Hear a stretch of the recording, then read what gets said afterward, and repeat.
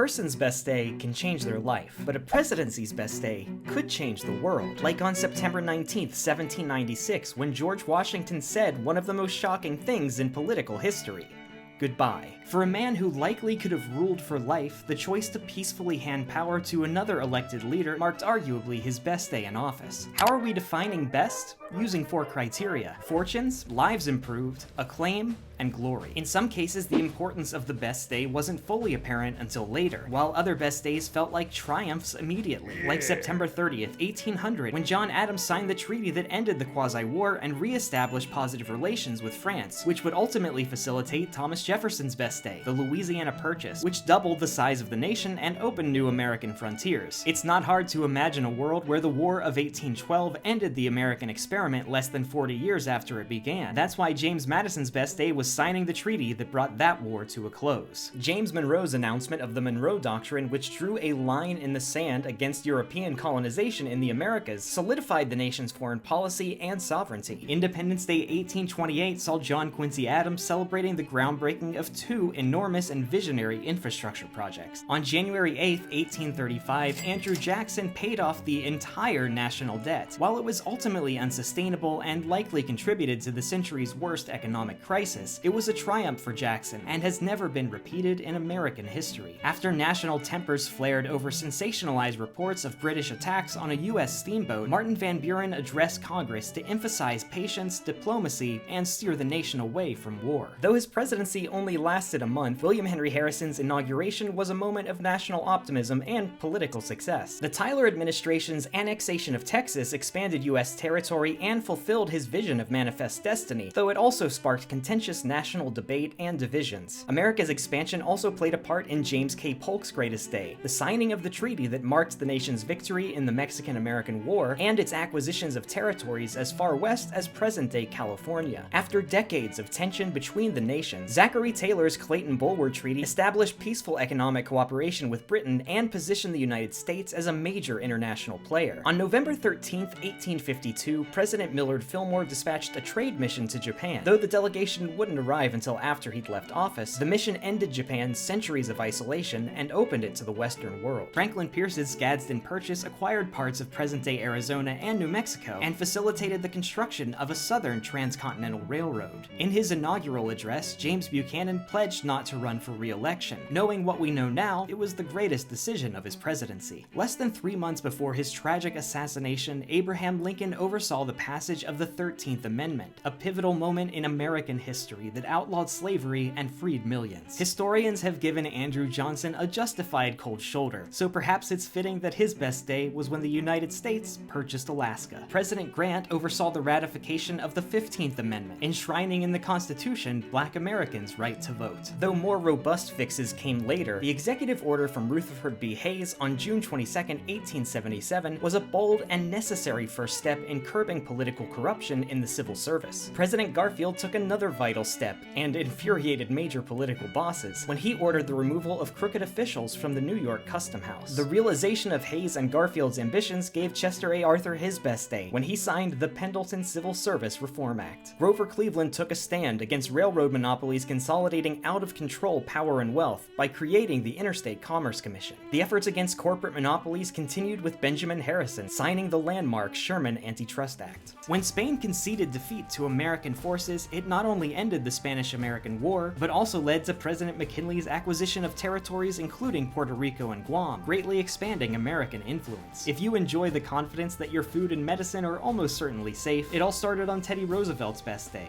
when he signed the Pure Food and Drug Act and Meat Inspection Act. You probably know 2 things about William Howard Taft. He got stuck in a bathtub, and he was a trust buster. The tub tale isn't actually true, but his trust-busting reputation was earned on days like May 15, 1911, when the Supreme Court ordered the end of Standard Oil's harmful monopoly. World War I came to a close when President Woodrow Wilson and other leaders signed the Treaty of Versailles and established the League of Nations. Harding's presidency is largely remembered for financial scandals, so it's a little ironic that his best day came from enacting a law designed to bring greater oversight to federal budgeting. For most of American history, Native Americans born in America, even those who served in the U.S. Armed Forces, were not considered American citizens. That changed on June 2, 1924, when California Calvin Coolidge signed the Indian Citizenship Act. Though often overlooked or even inaccurately credited to FDR, Herbert Hoover's creation of the Reconstruction Finance Corporation was a crucial step in addressing the Great Depression. FDR served an unprecedented 4 terms, so we'll give him 2 days, signing the Social Security Act in 1935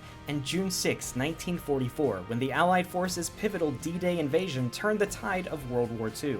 When he signed the Marshall Plan to rebuild Western Europe's economies after World War II, Harry Truman demonstrated a wisdom that escaped Woodrow Wilson. Lasting peace requires not just defeating a nation's military, but also offering its citizens a brighter future. If you've ever traveled on the interstate highway system, thank President Eisenhower's best day, when he enacted the Federal Aid Highway Act, transforming America's infrastructure. On October 28, 1962, John F. Kennedy averted what could have been one of history's worst days by peacefully ending the Cuban Missile Crisis. Lyndon Johnson's crowning moment was one of profound progress, but also political sacrifice. After signing the landmark Civil Rights Act, he reportedly told an aide, "We've just lost the South for a generation." The modern Republican Party is often less associated with environmental initiatives, which makes December 2nd, 1970 all the more remarkable. In response to growing public health concerns, Richard Nixon created the Environmental Protection Agency. American educational rights and inclusivity saw significant advancement when Gerald Ford signed the Education for All Handicapped Children Act, ensuring equal access to education for children with disabilities. Following 12 days of intense secret negotiations at the presidential retreat, Jimmy Carter announced the Camp David Accords, a historic peace agreement between bitter rivals Egypt and Israel. Though he's often recalled as the ultimate Cold Warrior, Ronald Reagan proved himself a masterful negotiator when he signed the INF Treaty with Soviet leader Gorbachev, eliminating an entire class of nuclear weapons. George H.W. Bush's presidency included domestic achievements like the Americans with Disabilities Act, but its best day was likely the successful end of Operation Desert Storm, liberating Kuwait and boosting his approval ratings to a remarkable 89%. On August 5, 1997, Bill Clinton signed the Balanced Budget Act, leading to the first budget surpluses in decades. This achievement showcased an ability to reach fiscal discipline through bipartisan, if contentious, cooperation with congressional Republicans. Though largely unnoticed amid the early days of the Iraq War, George W. Bush's creation of PEPFAR became one of history's most successful global health initiatives, providing vital treatment, particularly in Africa, and saving an estimated 25 million lives. The killing of Osama bin Laden, the leader of Al-Qaeda, was a pivotal moment not just in Barack Obama's presidency, but in the nation's pursuit of justice after the 9/11 attacks and the global war on terror. Though the years of his presidency were often intensely partisan, President Trump's best day drew praise from figures as diverse as Ted Cruz and Kim Kardashian. The signing of the First Step Act, the most extensive, impactful, and rehabilitation-focused criminal justice reform in a generation.